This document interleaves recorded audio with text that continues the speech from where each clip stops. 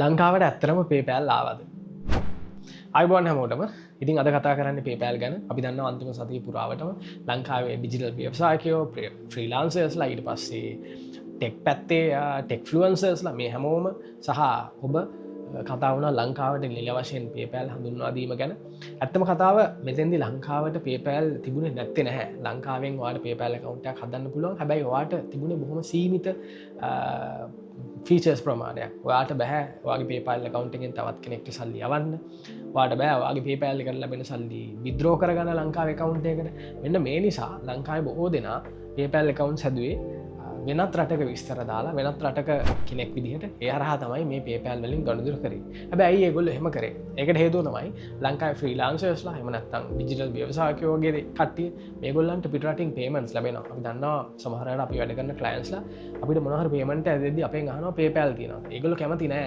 බැංකු කවුන්ට් එකක් දාලා ඒ හරහා සල්ලි එවන්න ඒ නිසා තමයි ගොඩක් අය පේනිය වයිස් වගේ සේවාවන් පාවිච්චි කරේ ඉතින් මේ පේපැල් සේවාව ගැන ලෝක රටවල් 200කට ආසන ප්‍රමාණයක තියෙන බොහොම විශ්වාසදායී සේවාවක්.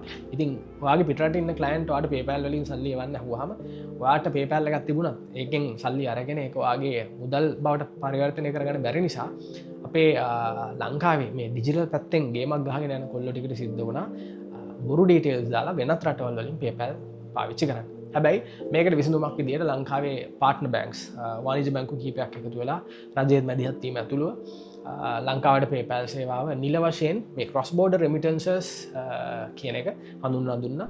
ඉතින් මෙතෙන්දි පේපැල් පවා මේක හැඳින්වුවේ PayPal expanding cross border services in partner banks in Sri Lanka කියලා මට මතක විදිහට. ඒ කියන්නේ PayPal මේ හරහා ඔයාට enable කරේ පිටරටක ඉඳන් ලැබෙන මුදල් ලංකාවට ලබාගෙන ලංකාවේ බැංකු account එකකින් ඒක withdraw කර ගැනීමේ හැකියාව පමණයි. ඒ කියන්නේ ඔයාට තාමත් ලංකාව ඇතුළත ඔයාගේ යාළුවෙක්ට PayPal හරහා සල්ලි යවන්න හරි එහෙමත් නැත්නම් PayPal වලින් පිටරට කෙනෙක්ට සල්ලි යවන්න වගේ දේවල් දැන්ට කරන්න බෑ. හැබැයි ඔයාට පුළුවන් ආරක්ෂාකාරීව පිටරට කෙනෙක්ගෙන් ඔයාට ලැබෙන සල්ලි මේ PayPal account එකට ලබා ගන්න. ඉතින් PayPal කියලා කියන්නේ මොකක්ද? PayPal කියලා කියන්නේ අපි අන්තර්ජාලය හරහා ගනුදෙනු කරද්දී බොහොම ආරක්ෂිතව සහ වේගවත්ව අපේ ගනුදෙනු පහසු කරන්න ඉදිරිපත් වෙලා ඉන්න ඩිජිටල් මුදල් පසුම්බියක්, ඩිජිටල් වොලට් එකක්. ඒ වගේම අපිට මේකට ඩිජිටල් පේමන්ට් ප්ලැට්ෆෝම් එකක් කියලාත් කියන්න පුළුවන්. ඉතින් මෙතෙන්දී අත්‍තරම වෙන්නේ අපි වෙනදට අන්තර්ජාලය හරහා බඩු ගන්නකොට එහෙම නැත්නම් පිටරට කෙනෙක්ගෙන් මුදල් ගන්නකොට අපේ බැංකු කාඩ්පත් බැංකු ගිණුම් වෙන කෙනෙක්ට නිරාවරණය නොකර අපේ PayPal ඊමේල් ඇඩ්‍රස් එක එහෙම නැත්නම් PayPal මොබයිල් නම්බර් එක හරහා එහෙම නැත්නම් PayPal user ID එක හරහා ඔයාට මුදල් ලබා ගන්න මුදල් ගෙවීම කරන්න පුළුවන්. මෙතෙන්දී අතරම PayPal ආයතනය කියලා කියන්නේ බැංකුවත් ඔයත් අතර ඉන්න අතරමැදියෙක් විදිහට අපිට හඳුන්වන්න පුළුවන්. අපි PayPal ගැන කතා කරොත් PayPal සේවාවේ ගොඩක් ෆීචර්ස් තියෙනවා. දැන් ඔයාගේ බිස්නස් එකක් නම් ඔයාට පුළුවන් PayPal checkout option එක ලබා දෙන්න ඔයාගේ clients ලට. يعني PayPal වලින් payment gateway එකක් වගේ ඔයාගේ වෙබ්සයිට් එකේ සල්ලි ගෙවන තැනට අපි කාඩ් ඩීටේල්ස් දානවා වෙනුවට PayPal checkout එක enable කරන්න පුළුවන්. ඒ වගේම වෙනත් රටවල් වල ඔයාලට පුළුවන් PayPal සේවාව හරහා POS යන්ත්‍රවලට මේ සේවාව ලබා ගන්න. ඉතින් මේ දේවල් කිසිම දෙයක් අපිට නැහැ. මේ වෙද්දී අපිට ලැබිලා තියෙන්නේ පිටරටින් මුදල් ලබා ගැනීමේ සේවාව පමණයි.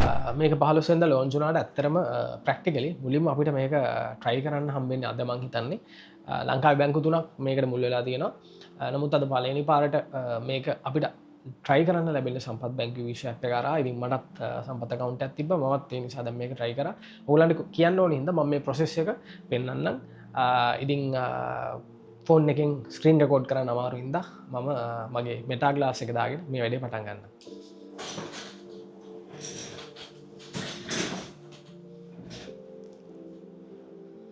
හරි ඔන්න මම දැන් මෙටා ග්ලාස් එක දාගත්තා. අපි රෙකෝඩ් කරමු.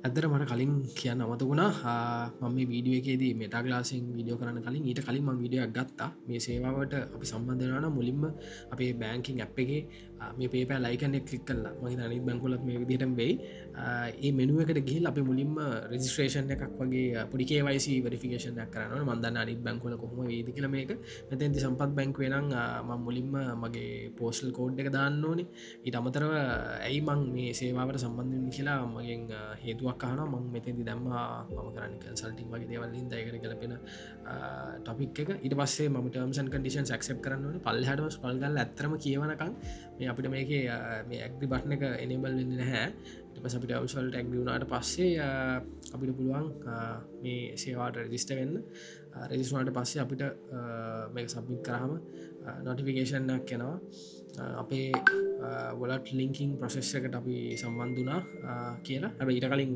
මේ විදියට OTP එකක් කෙනවා ඒ OTP එකත් දම්මට පස්සේ අපිට පුළුවන් අපේ KYC වෙරිෆිකේෂන් එක වෙලා බැංකුවෙන් ඒ කෝල් එක එනකං හරි වනත්තන්ගේ ගොල ඇප්ලූ කරනකං හරින්න මෙතැන් ටික වෙලාකින් මාව ඇක්ටිවේට් වුණා ඇක්ටිවේට් වුණට පස්සටික දම මං අතර මේ වීඩියෝගේදී රෙකෝඩ් කරන්නේ මෙතරින් හට ඉති ගොන්න මන්දැන් සම්පත් බැංක් මගේ කවුන්ටර් ලොග්ගුණා මම දැන්ටමත් මේ පේපල් සර්විසස් මෙනුව ඇතුලන්න අපිට මේක ගන්න පුළුවන් මෙතන පේපෑල් කියන අයිකන්න එක කලික් කල්ල ඒකට ගිහාම දැන් මට දැන් මේ මගේ පේපෑල් ගිනුම මෙතැන්ට ඇවිල්ල තියන දැන්ට කිසි මුදලක් නෑ මේ කවුන්ට එක මොකද ම පාවිච්ච කරේ වෙනත් රටක කවුන්ට එක මේ ලංකාවෙන් හදපුව කවුන්ට එක ති අපි මේකට සල්ලි දාගෙන බලු මේකට සල්ලි ලැබෙනවද කියලා ඉතින් මේ තියෙන මම එදිනදා පාවිච්චි කරන මගේ PayPal account එක අපි මේකට ගිහිල්ලා මේකෙන් සල්ලි ටිකක් මගේ ලංකාවේ ගිණුමට දාන්න පුළුවන්ද කියලා බලමු.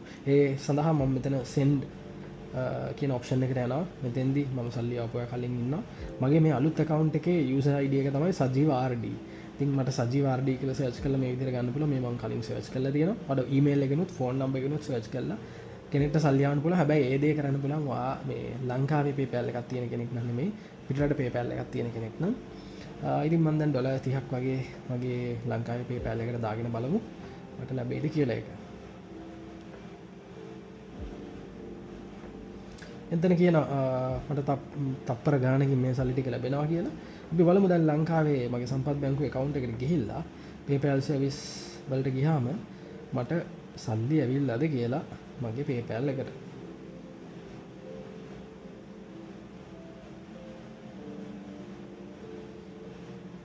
මට සල්ලි ඇවිල්ලා මම ඩොලර්ස් 30ක් තමයි යොබි ලංකාවට මට ඩොලර් 28.38ක් මගේ ලංකාවේ PayPal account එකට ඇවිල්ලා තියෙනවා මෙතෙන්දී අත්‍තරම මේක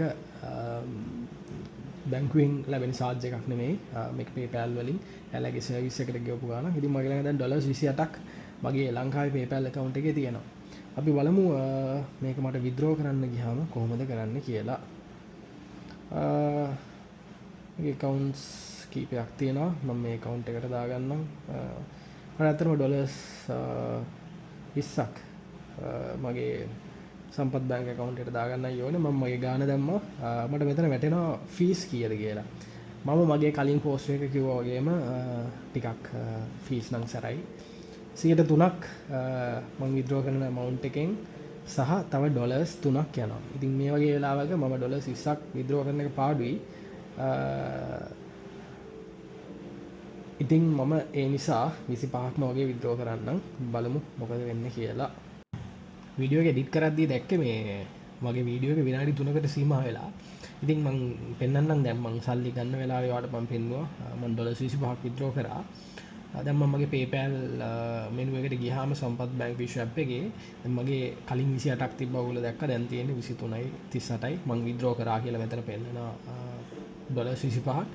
ඒක මගේ account එකටත් වැටිලා තියෙනවා මේ තියෙන්නේ රුපියල් 7000 ගාණක් ඇවිල්ලා තියෙනවා 7178යි 776ක්.